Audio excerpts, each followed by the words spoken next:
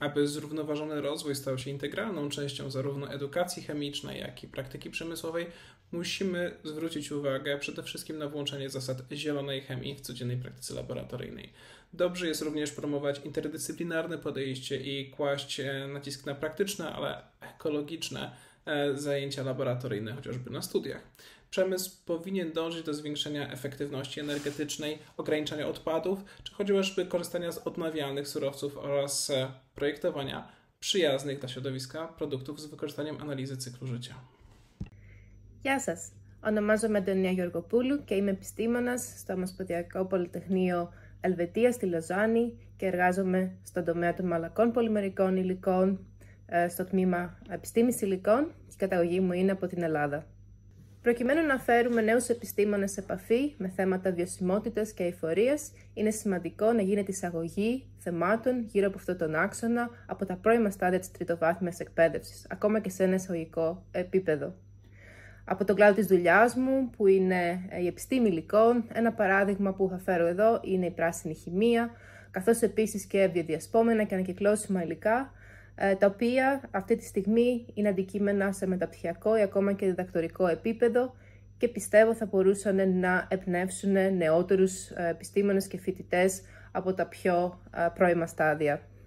Επίσης, πέρα από το πλαίσιο των μαθημάτων, δραστηριότητες και ομαδικά project που φέρνουν μαζί επιστήμονες από διαφορετικές ειδικεύσεις, όπως για παράδειγμα χημικούς που ασχολούνται με υλικά ή μηχανικούς από τον κλάδο της ενέργειας, οικονομολόγους που μπορούν να φέρουν απόψεις από τα θέματα διαχείρισης πόρων και ενέργειας και αυτοί μπορούν να δουλέψουν μαζί στο πλαίσιο αυτών των ομαδικών δραστηριοτήτων και να ανταλλάξουν απόψεις πώς από διαφορετικούς κλάδους μπορούν να αντιμετωπιστούν θέματα σε σχέση με βιωσιμότητα και αειφορία και με αυτόν τον τρόπο νέοι με διαφορετικές επαγγελματικές πορείες μπορούν να ενημερωθούν και να εμπνευστούν από αυτά τα θέματα. I think that one of the key points of sustainability is safety.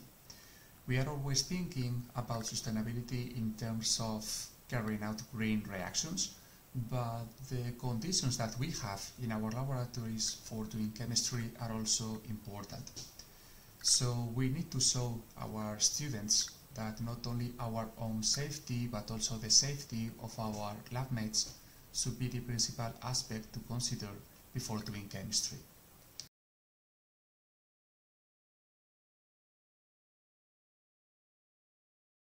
Mając na uwadze kraje europejskie, myślę, że możemy powiedzieć, że zdecydowanie idziemy w dobrym kierunku. Możemy spotkać się z implementacją, coraz częstszą implementacją zasad zielonej chemii oraz zrównoważonego rozwoju we wielu laboratoriach, zwłaszcza tych nowych, oraz adaptację tych zasad w tych co nieco starszych. Myślę, że trzeba trzymać kciuki za rozwój tej polityki i mieć cichą nadzieję, że uda się ją coraz częściej wprowadzać w życie. Όσον αφορά την έρευνα και τη δουλειά που γίνεται στο εργαστήριο, καταναλώνεται αρκετή ενέργεια από τις διαφορετικές συσκευές που χρησιμοποιούμε, ενώ επίσης πολλοί διαλύτες και υλικά καταλήγουν ως τοξικά απόβλητα και επίσης γίνεται παραγωγή μεγάλης ποσότητας δεδομένων που επίσης απαιτούν αρκετή ενέργεια. Και όλοι αυτοί είναι παράγοντες που δεν μπορούμε να απομακρύνουμε από τη δουλειά του εργαστηρίου γιατί είναι απαραίτητη για τα αποτελέσματα που χρειάζεται να παράγουμε. Από την άλλη πλευρά, έχει γίνει τεράστια προσπάθεια τα τελευταία 20 χρόνια, ώστε όσο γίνεται δυνατόν να μειώσουμε αυτό το αντίκτυπο της ερευνητικής δουλειάς προς το περιβάλλον. Για παράδειγμα, όσο το δυνατόν κοιτάμε να εξοικονομήσουμε ενέργεια όπου είναι δυνατόν και επίσης να γίνεται σωστά ο τρόπος με τον οποίο τα απόβλητα συναντούν το περιβάλλον και για παράδειγμα τοξικοί διαλύτες, νανοσωματίδια, μικροπλαστικά απομακρύνονται από το εργαστήριο με έναν υπεύθυνο τρόπο. Επίσης, παλαιότερες συσκευές αντικαθίστονται από νεότερα μοντέλα που δεν καταναλώνουν μεγάλα ποσά ενέργειας. I think that we are not always working in a sustainable way.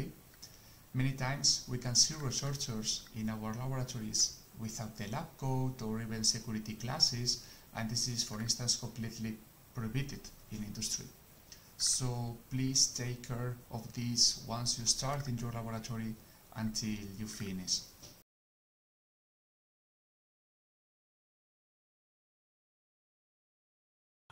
Dążenie do polityki zrównoważonego rozwoju musi opierać się na wielu etapach. Z jednej strony musimy kształcić świadomych naukowców, zarówno tych z młodszego pokolenia, jak i uświadamiać tych już doświadczonych.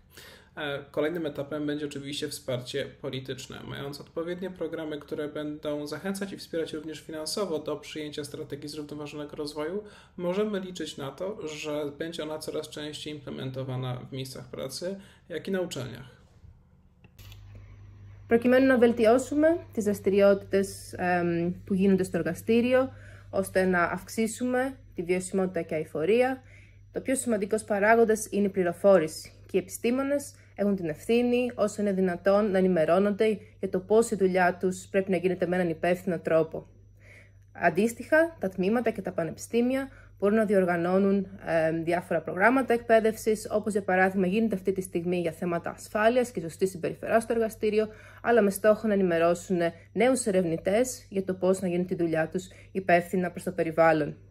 Επίσης, κάτι που οραματίζομαι για το μέλλον είναι όταν οι ερευνητές γράφουν μια πρόταση για χρηματοδότηση, να συμπεριλαμβάνεται ένα μέρος αυτής της πρότασης που θα περιγράφει πώς ο ερευνητής θα διεξάγει αυτή την έρευνα με έναν υπεύθυνο προς το περιβάλλον τρόπο.